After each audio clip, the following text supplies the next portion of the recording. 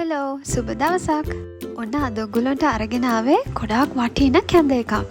කාලාන්තරයක් තිස්සේ ලංකාවේ මිනිස්සු බොන පුරුදු වෙලා ඉන්නේ උදේට පිටිකිරි එකක්. ඉතින් ඒ පිටිකිරි එක වෙනුවට ඔයාට මෙන්න මේ බීම් එක උදේට හදාගෙන බොන්න පුළුවන් නම් ඔයාගේ පුංචි පැටවුන්ට මේ බීම් එක හදලා දෙන්න පුළුවන් නම් කියන්න බැරි තරම් වටිනවා. මොකද මේකේ පෝෂණ ගුණය ඉතාමත් ඉහළයි. තන්තු විශාල ප්‍රමාණයක් අඩංගු වෙනවා. විටමින් B3, යකඩ, ප්‍රෝටීන් වගේ ශරීරයට ඉතාමත් අවශ්‍ය පෝෂක පදාර්ථ තියෙන මේ බීම එක ඒ වගේම තමයි රසත්. එක දවසක් හදලා බලන්න ඔයාට අනිවාර්යයෙන්ම මේක ආයෙත් බොන්න හිතෙයි.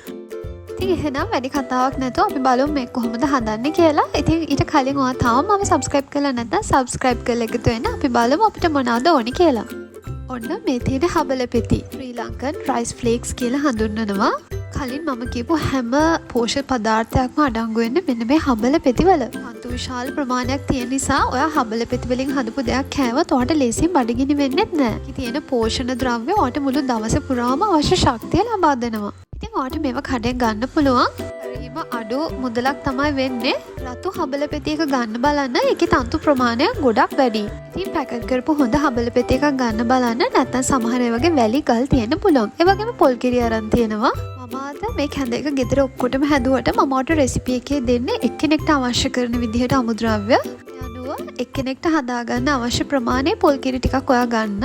කෝප් එකක් නම් පොල් කිරි කෝප් එකක්. ඒ වගේම මම රස කරන්න රටින්දි භාවිතා කරනවා. ඒ වගේම එන්නසල් සහ කරවු නැටි 3ක් විතර භාවිතා කරනවා. ඉතින් මේ තියෙන හබල පෙති ටික එක්කෙනෙක්ට අවශ්‍ය ප්‍රමාණය වෙන්නේ මේස හැඳි 3ක්. හබල පෙති මේස හැඳි 3ක් දාගන්න.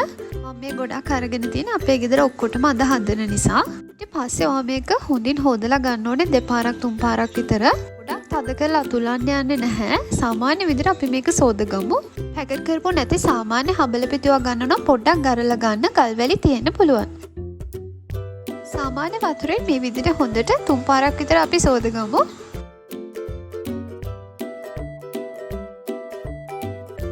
දැන් අපි මේකට කිරි ටිකක් දාගමු.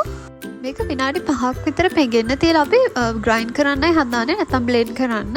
පොඩි බබාලට එහෙම දෙනවා නම් මේක ටිකක් බ්ලෙන්ඩ් කරලා දෙන්න ඕනේ. මොකද එයාලා කැමති නෑනේ කෑලි වගේ හපලා කන්න. එහෙම කැමති කෙනෙක් ඉන්නවා නම් මේක ග්‍රයින්ඩ් නොකර නැත්නම් බ්ලෙන්ඩ් නොකර ඔයාට මේ විදිහටම චුට්ටක් පෙඟෙන්න තියලා මේක හදන්න ගන්න පුළුවන්. ඉතින් රටේදී දානවා නම් ඔයාට මේකට සීනි දාන්න අවශ්‍ය වෙන්නේ නැහැ. මොකද රටේදී වෙලා තියෙන පැණි රස ගතිය අපිට මේ කැඳ එකෙන් ගන්න පුළුවන්. කැමති නම් රටින්දි ටික පුංචියට කපලා ගන්න. ඉතින් මම කරන්නේ මේකත් එක්කම බ්ලෙන්ඩ් කරනවා. එතකොට මේකත් පුංචි කෑලි වලට කැඩිලා වගේ එනවා. ඉතින් ඔයාලා ගෙදර මේ වෙලාවේ රටින්දි නැත්තම් කමක් නැහැ. නමුත් රටින්දි එකතු කරාම ඔයාලට හරියම ලස්සන පාටක් සහ හොඳ රසයක් කැඳ එකකින් ගන්න පුළුවන්. බ්ලෙන්ඩ් කරගත්ත මිශ්‍රණය මම මේ විදිහට භාජනයකට දාගන්නවා. ඊට පස්සේ ඊටු කිරි ටික මේ මිශ්‍රණයට දාගන්න. ඊට පස්සේ තලාගත්ත එනසල් සහ කරවු නැටි, ඒ වගේම ලුණු ස්වල්පයක් එක්කෙනෙක්ට හදනවා නම් ලුණු හරිම චුට්ටක් දාලා බලන්න. ඊට පස්සේ ඔයගේ රස අනුව ලුණු එකතු කරගන්න පුළුවන්. ඊට පස්සේ අපි මේක හොඳින් හැඳිගා ගමු. ඉතින් ඔයාට හිතේ මේක කොහොමද මං උදේට හදන්න මට වෙලා යනවත් ඒකක් හදාගන්න මීට වඩා ලේසියිනි කියලා.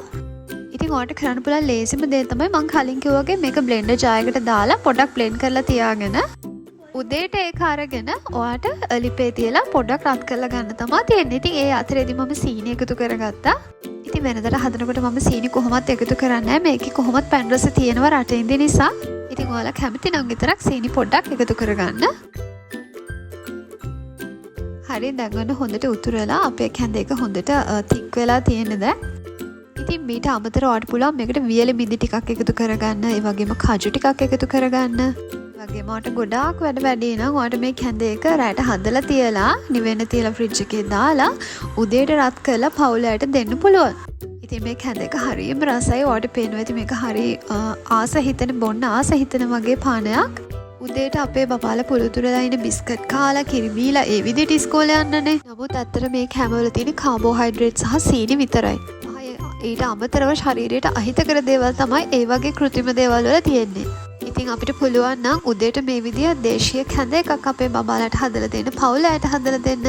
ඔයාට වැඩට යන්න කලින් බොන්න මේක කොච්චර ගුණද කියලා ඔයාට හිතෙයි. මගේ channel එකෙන් මම ගොඩක් කලාවට ගේන කැම වලින් මම නිතරම හිතන්නේ මොකක් හරි පෝෂණ ගුණයක් තියෙන නැත්නම් අපේ දැන් තියෙන වර්තමාන ආහාර රටාවට තියෙන ප්‍රශ්න වලට විසඳුමක් විදිහට මොන හරි දෙයක් ගේන්න ඔයාලට දිවට දැනෙන රස ගැන විතරක් හිතලා අපිට ඕනි තරම් කැම හොයාගන්න පුළුවන් වෙළඳපොලෙන් කන්න.